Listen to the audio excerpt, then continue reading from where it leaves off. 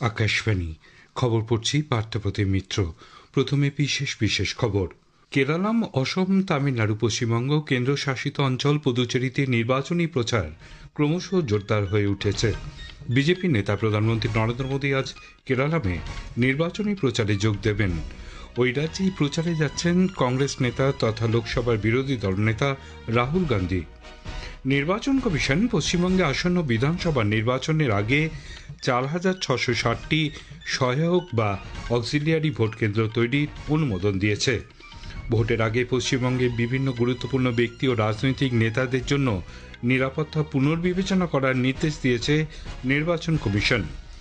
রাষ্ট্রসংঘের নিরাপত্তা পরিষদ হরমুজ প্রণালী দিয়ে চলাচলকারী জাহাজগুলিকে ইরানের আক্রমণ থেকে রক্ষা করতে বলপ্রয়োগ বিষয়ে ভোটদান স্থগিত রেখেছে।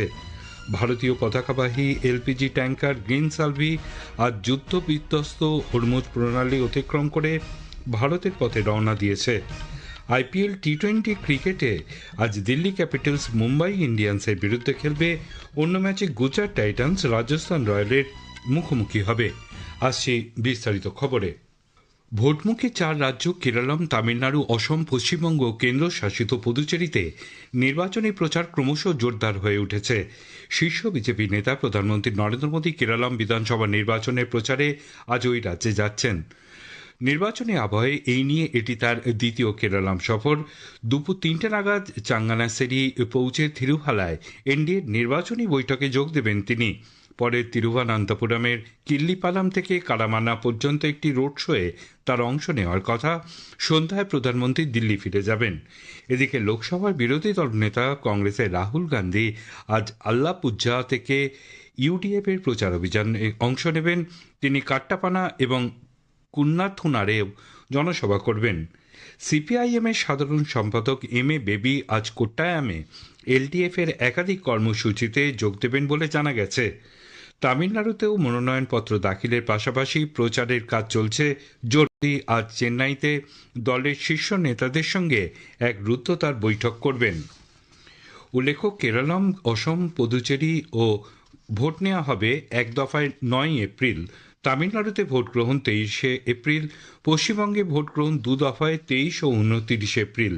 23 এপ্রিলের ভোট গ্রহণের জন্য প্রার্থীপত্র দাখিলের সময়সীমা শেষ হবে 6 এপ্রিল সোমবার। পরের দিন জমা পড়া মনোনয়নগুলি পরীক্ষা করে দেখা হবে। নাম প্রত্যাহারের শেষ দিন 9 এপ্রিল। প্রধানমন্ত্রী নরেন্দ্র মোদী আজ চেন্নাইতে নির্বাচনী প্রচারে অংশ নেওয়ার ফাঁকে বিশিষ্ট সঙ্গীত পরিচালক রমেশ ভিনায়ক এবং তার পরিবারের সদস্যদের সঙ্গে মিলিত হন। পরে সমাজ মাধ্যমের এক পোস্টে শ্রী মোদী বলেন, শ্রী ভিনায়কম ভারতীয় সঙ্গীতকে জনপ্রিয় করে তুলতে একনিষ্ঠভাবে কাজ করে গেছেন। তার উদ্ভাবিত গামাকা বক্স নোটেশন সিস্টেম ঐতিহ্যবাহী সঙ্গীত চর্চার সীমাবদ্ধতা দূর করে। নির্বাচন কমিশন আসন্ন বিধানসভা নির্বাচনের আগে পশ্চিমবঙ্গে 4,660টি সহায়ক বা অক্সিলিয়ারি ভোট কেন্দ্র তৈরির অনুমোদন দিয়েছে।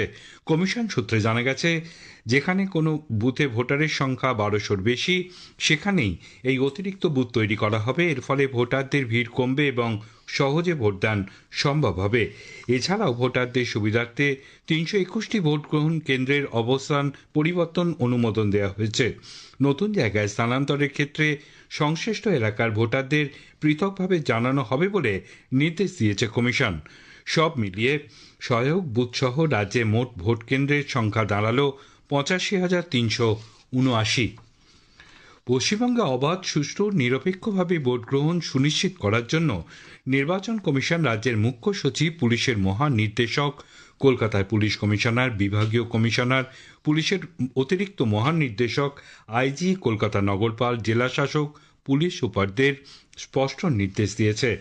মুখ্য নির্বাচন কমিশনার জ্ঞানেশ কুমার ও 2 নির্বাচন commissioner doctor Sukhbir Singh Sandhu, doctor Vivek Joshi গতকাল তাদের সঙ্গে ভার্চুয়াল এক বৈঠকেই নির্দেশ দেন। ভোটদাতারা যাতে ভয়মুক্ত ও হিংসামুক্ত পরিবেশে তাদের গণতান্ত্রিক অধিকার প্রয়োগ করতে পারেন সে ব্যাপারে স্পষ্ট বার্তা দিয়েছে কমিশন। নির্বাচন কমিশন পশ্চিমবঙ্গ, অসম, কেরালা, পুদুচেরি ও তামিলনাড়ুতে বিধানসভা ভোটের দিনগুলিতে ভোটদাতাদের জন্য সবেতন ছুটির ব্যবস্থা গ্রহণের নির্দেশ দিয়েছে। কমিশন জানিয়েছে, কোনো ব্যবসা, বাণিজ্য ও শিল্প প্রতিষ্ঠান অথবা অন্য যে কোনো সংস্থায় কর্মরত এবং ভোটদানের অধিকারী প্রত্যেক ব্যক্তিকে ভোট গ্রহণের দিন সবেতন ছুটি প্রদান করতে হবে। এই সবেতন ছুটির কারণে মজুরি থেকে কোনো অর্থ কেটে নেওয়া যাবে না।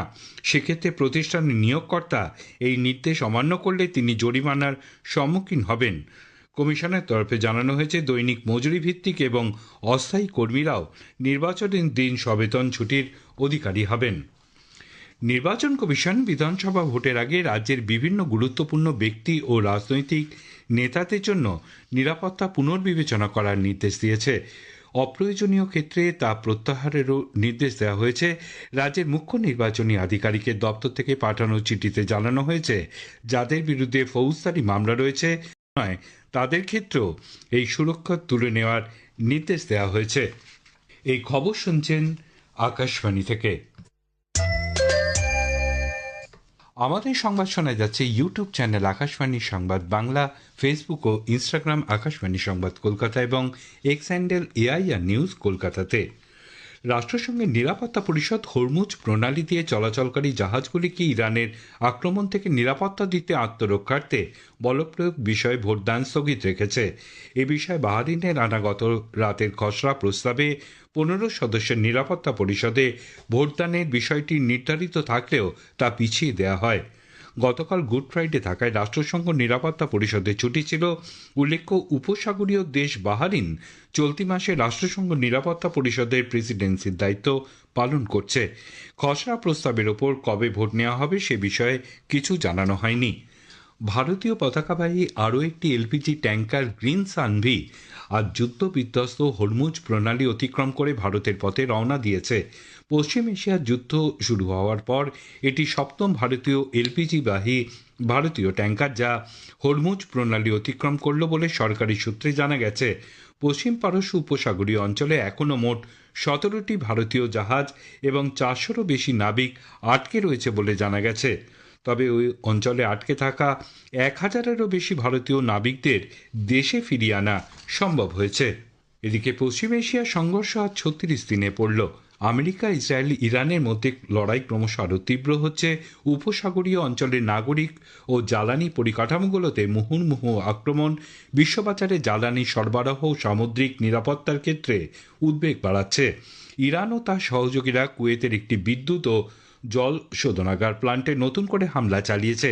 তেহরান আমেরিকার ঘাঁটি রয়েছে এমন দেশগুলিকে বারবার সতর্ক করে দিয়ে বলেছে যে যদি তাদের গুরুত্বপূর্ণ পরিকাঠামোগুলির ওপর আক্রমণ চালানো হয় তাহলে তারা পাল্টা ভয়ঙ্কর হামলা চালাবে। আমেরিকার যুদ্ধ বিমানগুলি করে মাটিতে নামানোর পর মার্কিন প্রেসিডেন্ট ডোনাল্ড ট্রাম্প বলেছে, এই ঘটনা ইরানের সঙ্গে কূটনৈতিক আলাপ আলোচনায় কোনো প্রভাব ফেলবে না। ইরানের আক্রমণের মুখে আমেরিকা 2টি বিমান হারানোর পর এই প্রথম প্রতিক্রিয়া দিলেন ট্রাম্প। এদিকে যৌথ আক্রমণের পাশাপাশি কূটনৈতিক উদ্যোগ চলবে বলে জানা গেছে। মার্কিন মহাকাশ গবেষণা সংস্থা নাসা আর্টেমিস 2 মহাকাশযানের নভোশ্চরতে তোলা পৃথিবীর ছবি প্রকাশ করেছে। হ্যালো ওয়ার্ল্ড শীর্ষক ওই ছবিতে সুবিশাল আটলান্টিক মহাসাগর দেখা গেছে। 2 মেরুর সবুজ আবহাওয়া লক্ষ্য করা গেছে। গতকাল পর্যন্ত আর্টেমিস 2 পৃথিবী থেকে 1,60,000 কিলোমিটার পাড়ি দিয়েছে। চাঁদে পৌঁছতে আরও 2,58,000 কিলোমিটার পথ বাকি রয়েছে। আইপিএল ক্রিকেটে আজ 2টি খেলা রয়েছে। দুপুর 3:30টার সময় দিল্লির অরুণ জেটলি স্টেডিয়ামে মুম্বাই ইন্ডিয়ান্সের বিরুদ্ধে খেলতে নামবে দিল্লি ক্যাপিটালস। অন্য ম্যাচে সন্ধ্যে 7:30টায় আহমেদাবাদের নরেন্দ্র মোদী স্টেডিয়ামে গুজরাট টাইটান্সের মুখোমুখি হবে রাজস্থান রয়্যালস। শেষ করার আগে খবরের বিশেষ অংশ আরেকবার। কেরালাম, অসম, তামিলনাড়ু, পশ্চিমবঙ্গ, কেন্দ্রশাসিত অঞ্চল পুদুচেরিতে নির্বাচনী প্রচার ক্রমশ জোরদার হয়ে উঠেছে। নির্বাচন কমিশন পশ্চিমবঙ্গে আসন্ন বিধানসভা নির্বাচনের আগে 4,660টি সহায়ক বা অক্সিলিয়ারি ভোট কেন্দ্র তৈরির অনুমোদন দিয়েছে। আইপিএল টি20 ক্রিকেটে আজ দিল্লি ক্যাপিটালস মুম্বাই ইন্ডিয়ান্সের বিরুদ্ধে খেলবে। অন্য ম্যাচে গুজরাট টাইটান্স রাজস্থান রয়্যালসের মুখোমুখি হবে। খবর এখনকার মতো শেষ হলে এরপরেই শুনুন স্থানীয় সংবাদ।